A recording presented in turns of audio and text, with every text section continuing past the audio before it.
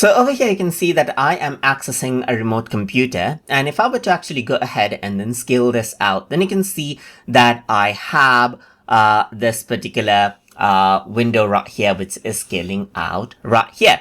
If I want to see the original scale, then I can simply go around over here onto view, and then I can go to scale and choose original right here, just like this. So once I actually go ahead and do that, you can see that as I were to actually scale this window down, you can see the scroll bar right here, which allows you to scroll left and right to view everything out right here.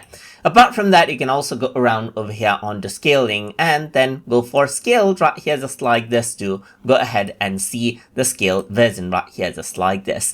The best fit is when it chooses it automatically right here. So apart from that, you can see that I have my mouse right here, and if I want to see the participant's remote mouse, then all you need to do is click on show remote mouse, and then whenever other person right here is actually using the mouse, you will be able to see the mouse right there. You will be able to go ahead and then control it, but as soon as they actually move the mouse, you will be able to see that as well, just like this. And when they move the mouse, you can't actually do anything on the computer.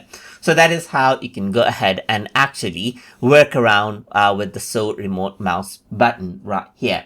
Apart from that, let's say for example, if your screen is not loading out correctly and you want it to load it correctly, then you can simply go around over here onto view and then click on refresh screen, and the screen gets refreshed and the data comes in, the streams comes in quite well. So that is how you can go ahead and work around with screen scaling, remote cursor, and screen refresh inside of TeamViewer.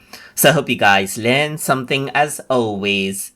And as always, please like, comment, share, and subscribe.